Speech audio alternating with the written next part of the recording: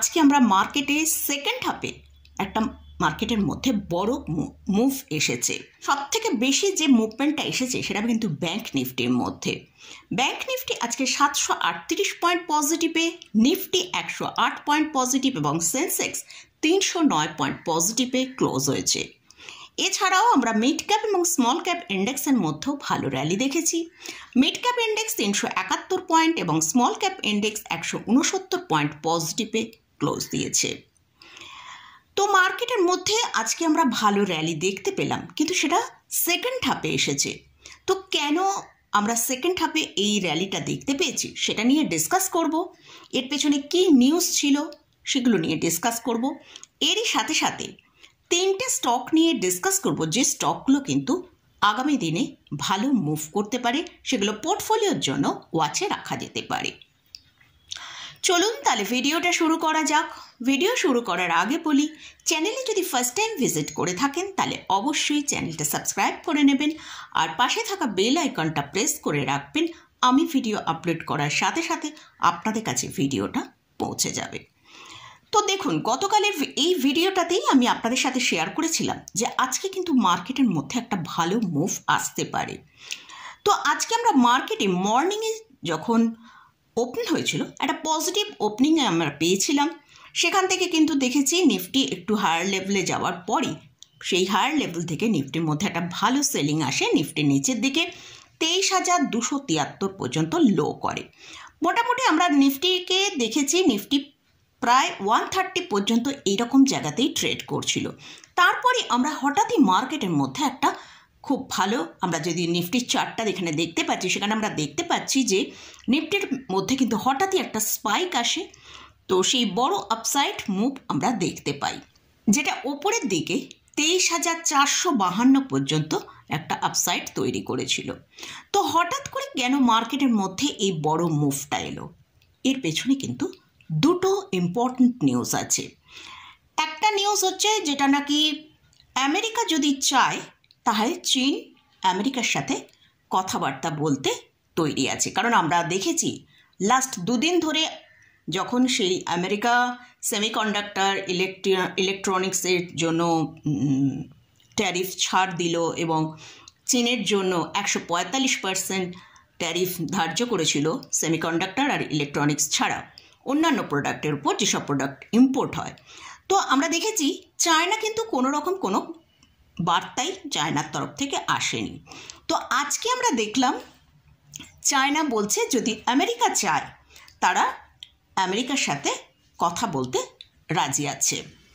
Second যে নিউজটা, এটা কিন্তু মানে কোনো কনফার্ম নিউজ নয়, কিন্তু মার্কেটের মধ্যে এই নিউজটা ঘোরাফেরা করছে। সেটা হচ্ছে আমেরিকা বলছে আমেরিকা নাকি চীনের ওপর 245% ট্যারিফ লাগাবে। আমরা যখন মার্কেটের মধ্যে এতটা র্যালি দেখতে পেলাম, এরই সাথে সাথে আমরা যদি ডাউন জোনকেও দেখি, ডাউন জোন কিন্তু মানে আমরা আমাদের মর্নিং থেকেই দেখছিলাম যে একটা ভালো ডিক্লাইনে ডাউন জোনের ফিউচার ট্রেড করছিল প্রায় 300 পয়েন্টের মতন। তো সেখানেও আমরা দেখলাম কিন্তু প্রায় 65 পয়েন্ট নেগেটিভে ডাউন জোনের ফিউচার ট্রেড করছিল। এরই সাথে আমরা যদি ইউরোপ মার্কেটের দিকে ফোকাস করি, সেখানে আমরা দেখতে পাচ্ছি ইউরোপ মার্কেট প্রায় 0.5%-এর মতন নিচেই ইউরোপ মার্কেটের প্রত্যেকটা ইন্ডেক্স ট্রেড করছে। তো এখনও মার্কেটের মধ্যে ট্রেড ওয়ার্ক শেষ হয়নি, এটা এখনও রানিং রয়েছে। তাই কিন্তু মার্কেটের মধ্যে কিন্তু একটা ভালো ভোলাটিলিটি তৈরি হওয়ার সম্ভাবনা রয়েছে। এছাড়াও আমরা যদি মার্কেটকে দেখি যে 21,800-র কাছে থেকে নিফটি প্রায় 1600 পয়েন্টের মতন অলরেডি র্যালি দিয়ে দিয়েছে। তো মার্কেটের মধ্যে আমরা হয়তো 3 থেকে 6 মাসের মধ্যে নিফটিকে 25,000-এ পৌঁছে যেতে দেখতে পারি। কিন্তু শর্ট টার্মে নিফটি কিন্তু এখন ভালো এই বিভিন্ন ট্রেড ওয়ারের নিউজের পরিপ্রেক্ষিতে নিফটির মধ্যে ভোলাটিলিটি তৈরি হতে পারে এবং তার ফলে কিন্তু নিফটির মধ্যেও আমরা হয়তো একটা আপ ডাউন আগামীকাল নিফটি কীরকম ট্রেড করতে পারে। তো নিফটির জন্য এখন যেটা স্ট্রং সাপোর্ট রয়েছে সেটা হচ্ছে 23,200। নিফটি যদি এর নিচে যায় তাহলে নিফটিকে আমরা প্রায় 22,950 পর্যন্ত নিচের দিকে আসতে দেখতে পারি। আর নিফটির যদি আগামীকাল 23,450-এর উপর ট্রেড করে সাস্টেন করতে পারি তাহলে নিফটিকে আমরা ওপরের দিকে 23,500 থেকে 23,550 পর্যন্ত মুভ করতে দেখতে পারি। এছাড়া নিফটি একটা রেঞ্জের মধ্যে ট্রেড করতে পারে, যেটা হচ্ছে নিচের দিকে 23,250 আর ওপরের দিকে 23,450। এই রেঞ্জের মধ্যেও হয়তো দু একদিন আমরা নিফটিকে ট্রেড করতে দেখতে পারি। আর যদি নিফটি 23,450-এর ওপর ট্রেড করে সাস্টেন করতে পারে তাহলে আমরা নিফটিকে 23,500 থেকে 550 পর্যন্ত একটা আপসাইড দেখতে পেতে পারি। তো এটা গেল নিফটি নিয়ে আলোচনা করলাম। এবারে আসছি ব্যাংক নিফটি। ব্যাংক নিফটি কিন্তু আজকে নিফটির থেকেও আমরা বেশ কিছুদিন ধরেই দেখছি যে নিফটির থেকেও বেটার পারফরমেন্স কিন্তু ব্যাংক নিফটি দেখাচ্ছে। তো ব্যাংক নিফটি আজকে ক্লোজিং দিয়েছে 53,117-তে। তো গতকালই আপনাদের সাথে ভিডিওয়ে শেয়ার করেছিলাম যে যদি ব্যাংক নিফটি 52,500-র ওপর ট্রেড করে সাস্টেন করতে পারে তাহলে ব্যাংক নিফটির মধ্যে আমরা একটা বড় মুভ দেখতে পাবো, যেটা 53,000 থেকে 53,084। তো ব্যাংক নিফটি আজকে হাই তৈরি করেছে 53,164। তো ক্লোজিং তার হাইয়ের কাছাকাছি দিয়েছে। তো ব্যাংক নিফটিকে আমরা বেশ স্ট্রং পারফরমেন্স বেশ কিছুদিন ধরেই করতে দেখছি। তো ব্যাংক নিফটি হয়তো দু একদিন একটা কনসোলেশন ফেজের মধ্যে থাকতে পারে। যদি ব্যাংক নিফটিকে আমরা দেখি 53,300-র ওপর ট্রেড করতে শুরু করে তাহলে ব্যাংক নিফটি ওপরের দিকে 53,600 পর্যন্ত মুভ করতে পারে। তো এটা গেল নিফটি এবং ব্যাংক নিফটি নিয়ে আলোচনা করলাম। এবারে আসছি পোর্টফোলিওর জন্য 3টে স্টক নিয়ে আলোচনা করব, যে স্টকগুলো কিন্তু এখনও এর মধ্যে 2টো স্টক আছে এখনও কিন্তু খুব একটা বেশি পারফরমেন্স দেখিনি। লাস্ট যে স্টকটা নিয়ে আলোচনা করব সেই স্টকটা নিয়ে আপনাদের সাথে অনেকবারই অনেক লোয়ার লেভেল থেকে আলোচনা করেছি পোর্টফোলিওয়ে রাখার জন্য। তো যাই হোক, এই 3টে স্টক নিয়ে আলোচনা করছি। ফার্স্ট যে স্টকটা নিয়ে আলোচনা করছি সেটা হচ্ছে টাইটান। টাইটানের কারেন্ট প্রাইস চলছে 3269 টাকা। এটা ডায়মন্ড, জেমস অ্যান্ড জুয়েলারির ওপর এদের বিজনেস।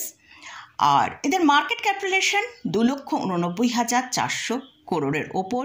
এটা একটা লার্জ ক্যাপ ক্যাটাগরি স্টক। আর এই কোম্পানি আরোই আমরা দেখতে পাচ্ছি খুবই স্ট্রং, সেটা হচ্ছে 32.9%। স্টকটাকে আমরা অলরেডি তার হায়ার লেভেল থেকে 23% ডিপে আসতে দেখেছি। সেখান থেকে এখন স্টকটা একটু ওপরের দিকে ট্রেড করছে। স্টকের জন্য ইমিডিয়েট যে সাপোর্টটা আছে সেটা হচ্ছে 3200 টাকা। তো এই স্টকটা কিন্তু এখনো অনেকটা লোয়ার লেভেলের দিকে ট্রেড করছে। এছাড়াও আমরা যদি এই স্টকের 52 উইক হাই লো দেখি সেখানে আমরা দেখতে পাচ্ছি 3867 টাকা হচ্ছে হাই আছে, লো আছে 2925 টাকা। মোটামুটি লোয়ের কাছাকাছি স্টকটা এখন ট্রেড করছে। এছাড়াও এই কোম্পানির এই স্টকের যদি পি দেখি 89-এর কাছে আছে। এই কোম্পানি কিন্তু খুব ভালো ডিভিডেন্ড পে করে। তো এছাড়াও আর একটা ইম্পর্টেন্ট যে কথাটা বলার, যে এই কোম্পানিতে কিন্তু ভালো ডেপ্ট রয়েছে। আর এই কোম্পানিতে এফআইসদের 17.82% হোল্ডিং আছে, ডিআইসদের আছে 12.02% এবং প্রোমোটারের কাছে আছে 52.8% হোল্ডিং। তো এই স্টকটা আমরা আগামী দিনে কিন্তু একটা ভালো পারফর্ম এখান থেকে দেখতে পেতে পারি। অবশ্যই তার 52 উইক হাইয়ের কাছে তো পৌঁছাবেই, এর ওপরেও কিন্তু যাওয়ার সম্ভাবনা রয়েছে। তাই পোর্টফোলিও অ্যাড করার জন্য এই স্টকের দিকে আমাদের ফোকাসে রাখা যেতে পারে। টাটা গ্রুপের স্টক আমরা রিসেন্ট দেখেছি ম্যাক্সিমাম টাটা গ্রুপের স্টক কিন্তু এখন অনেকটা লোয়ার প্রাইসে এখন আমরা পাচ্ছি। তো আগামী দিনে কিন্তু এই স্টকগুলোকে, এই স্টকের মধ্যে কিন্তু একটা ভালো মুভ আসার সম্ভাবনা আছে। তাই পোর্টফোলিওর জন্য যদি এই স্টককে আপনি ফোকাসে রাখতে চান তাহলে কিন্তু এই স্টকটাকে আপনার ওয়াচ লিস্টে রাখতে পারেন। সেকেন্ড যে স্টকটা নিয়ে আলোচনা করছি, এই স্টকটা নিয়েও আপনাদের সাথে অনেকবারই আলোচনা করেছি, সেটা হচ্ছে সিডিএসএল। এই স্টকটার আমি দুটো দিকে আলোচনা করব। তো স্টকের কারেন্ট প্রাইস চলছে 1,222 টাকা। এই স্টকটা হচ্ছে ক্যাপিটাল ইনফ্রাস্ট্রাকচারের ওপর এই কোম্পানি কাজ করে। এরা মানে মার্কেটের যে সব পার্টিসিপেন্টসরা রয়েছে তাদের বিভিন্ন ধরনের সার্ভিস প্রোভাইড করে। এটা একটা মিড ক্যাপ ক্যাটাগরি স্টক। এদের মার্কেট ক্যাপিটালাইজেশন 25,500 করোড়ের ওপর। আর এই কোম্পানির যদি 52 উইক হাই দেখি 1990 টাকার 52 উইক হাই, লো হচ্ছে 918 টাকা। তো স্টকটাকে আমরা প্রায় 1150 টাকার কাছে পর্যন্ত আসতে দেখেছি। এই স্টকের কারেন্ট পি চলছে 46.1। এই কোম্পানিও কিন্তু খুব ভালো ডিভিডেন্ড পে করে। এই স্টকের আরওসি হচ্ছে 40.2%, আরওই হচ্ছে 31.3%। এটা একটা অলমোস্ট ডিপ ফ্রি কোম্পানি। এই স্টকটাকে আমরা রিসেন্ট দেখেছিলাম প্রায় তার হায়ার লেভেল থেকে 45% ডিপ দেখিয়েছিল। তো স্টকের জন্য এখন যেটা স্ট্রং সাপোর্ট রয়েছে সেটা হচ্ছে 1180 টাকা। যদি এটা ব্রেক করে তাহলে স্টকটা নিচের দিকে প্রায় 1100 টাকার কাছে আসতে পারে। আর ওপরের দিকে স্টকের যদি এই 1180 সাপোর্ট মেনটেন করতে পারে তাহলে ওপরের দিকে আমরা হয়তো একটু টাইম লাগবে, কিন্তু আমরা 1400 টাকা পর্যন্ত টার্গেটে যেতে পারে। আর এই স্টকটা পোর্টফোলিও যদি অ্যাড করতে চান, ফান্ডামেন্টালি এটা একটা গুড কোম্পানি, এই স্টকটাকেও কিন্তু পোর্টফোলিও অ্যাড করা যেতে পারে। লাস্ট যে স্টকটা নিয়ে আলোচনা করব, এই স্টকটা নিয়ে আমি কিন্তু যেহেতু সেমিকন্ডাক্টর রিলেটেড ভিডিও আমি এই স্টক নিয়ে আলোচনা করেছি, এছাড়াও আপনাদের অনেক সময় বিভিন্ন এই স্টকের ওপর প্রশ্ন থাকে, সেই তখনও আলোচনা করি। এছাড়াও বিভিন্ন পোর্টফোলিও স্টক নিয়ে যখন ডিসকাস করি সেক্ষেত্রেও কিন্তু ডিক্সন টেকনোলজি নিয়ে আমি আপনাদের সাথে আলোচনা বহুবার করেছি।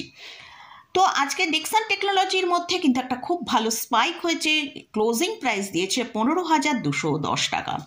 এই স্টকটা অনেকটা তার লোয়ার লেভেল থেকে আপনাদের পোর্টফোলিও অ্যাড করার জন্য আমি আপনাদের সাথে বলেছিলাম আপনারা আপনাদের ওয়াচ লিস্টে রাখতে পারেন। তো আজকে আমরা স্টকটার মধ্যে একটা ভালো আপমুভ দেখেছি। তো যদি স্টকের জন্য এখন যেটা স্ট্রং সাপোর্ট রয়েছে 14,700, এই সাপোর্টটা যদি মেনটেন করতে পারে তাহলে স্টকটাকে কিন্তু আমরা ইমিডিয়েট 17,400 পর্যন্ত মুভ করতে দেখতে পারি। তো এই কোম্পানি কনজিউমার ডিউরেবল সেক্টরে বিলং করে। স্টকটাকে যদি পোর্টফোলিও অ্যাড করতে চান তো স্টকটা অনেকটা হাই প্রাইসে এখন ট্রেড করছে।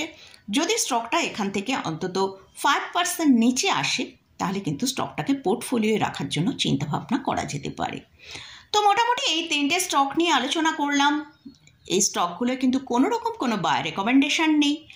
তো এই স্টক এবং ইন্ডেক্সে কোথাও যদি কোনো পজিশন নিতে চান তার আগে ভালো করে চার্ট অ্যানালিসিস করে নেবেন, অথবা আপনাদের যদি কোনো ফাইন্যান্সিয়াল অ্যাডভাইজার থাকে তার সাথে একবার পরামর্শ করে নিয়ে তারপরে পজিশন নেবেন।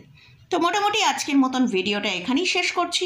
ভিডিওটা যদি ভালো লাগে অবশ্যই লাইক করবেন, শেয়ার করবেন, সাবস্ক্রাইব করবেন। ধন্যবাদ।